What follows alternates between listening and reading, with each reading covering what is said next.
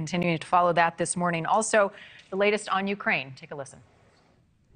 I can confirm that training for Ukrainian forces on the Patriot air defense system will begin as soon as next week at Fort Sill, Oklahoma.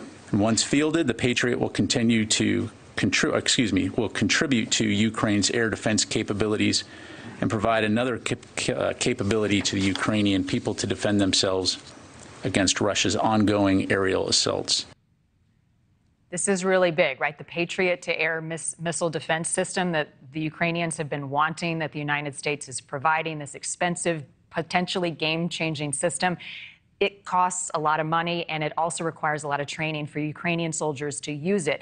What he said there is they're going to train some of the Ukrainian soldiers on American soil, right? That's very big. So joining me now, Kurt Volker, former U.S. ambassador to NATO and former U.S. special representative for Ukraine negotiations.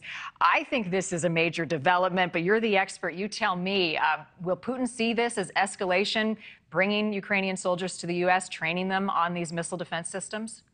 Well, first off, Putin has already framed this as Russia's war with the West, Russia's war against NATO. He doesn't even treat Ukraine as if it exists as a serious sovereign country. So I don't think he's going to see this as any particular escalation. Second, the U.S. and other allies, the U.K., Germany, France, Sweden, we have all been providing other types of air defense systems to Ukraine for several months now. The Patriot is a new one. It is a powerful one, as you said. It can reach higher altitudes and greater distances, and it's more adept at taking out missiles rather than just drones or bombs. So it adds another layer to that air defense of Ukraine. And then finally, remember that these are defensive systems. These are systems that are meant to take out missiles or take out drones or bombs that are targeting civilians in Ukraine. So it's hard to argue that any kind of defensive system is going to be seen by Russia as an escalation against them. Right. And you can't just snap a finger and training is done, right, in a week or a couple of weeks. This could take months potentially, right? So what are we looking at? Well, I would say weeks. The Ukrainians are pretty sophisticated. They operate other types of air defense systems, including S-300s and the NASAMS that have already been provided to them, Stinger missiles. So it's going to take some training in order to understand what's new about this system, what's different about it. So I would give it a few weeks before I think the people are ready. And then, of course, there's also the transport of the system to Ukraine itself. That may also take a couple of weeks. Well, that's good news. That's less time than I had been told in the past. So I like to hear that. Ambassador, U.S. officials are saying Russian artillery fire is down almost 75% in some of the locations across Ukraine. Is that a sign that they continue to struggle? Yes, that's exactly what we're hearing, that the Russians have really depleted their stocks of munitions. So they don't have as much artillery to throw at this as they did before. Some time ago, they were spending 60, 70,000 shells a day on the front lines, treating it as some kind of wall of fire as their tactic for how to attack. They can't do that anymore. So they've, as you indicated, they're down about 75% in terms of the artillery strikes. We're also seeing that they have not had any major attacks on the cities of Ukraine, attacking the civilian infrastructure, as they had to been doing for several days in a row now. And that is also a sign, I think, that they are seeing that their ability to do so is diminished, both the numbers of missiles and bombs available to them, and then also the effectiveness of the Ukrainians in air defenses and shooting down what the Russians send up.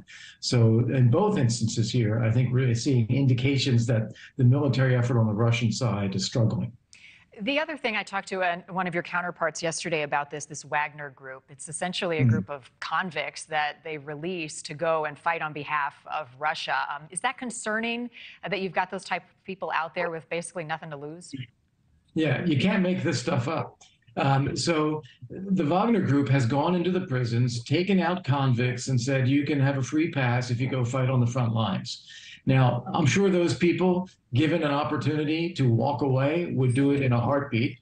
They have not received much training, and they're really being used as cannon fodder just to be thrown at the front line.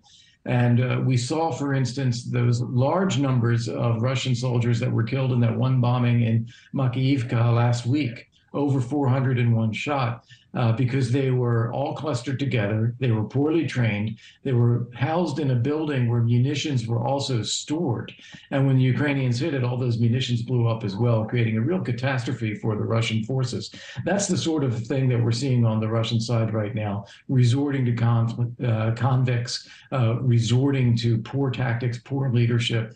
They just changed out their commander of the forces in Ukraine as well, recognizing that it's not going well. Yeah, some may characterize this as a pretty desperate move at this point, maybe a good sign for the Ukrainians. I appreciate your time this morning. Kurt Volker, former U.S. ambassador to NATO, former U.S. special representative for Ukraine negotiations. Important perspective. Thanks again. Thank you for watching. Go to newsnationnow.com to find NewsNation on your television provider. And don't forget to click the red subscribe button below to get more of NewsNation's fact-driven, unbiased coverage.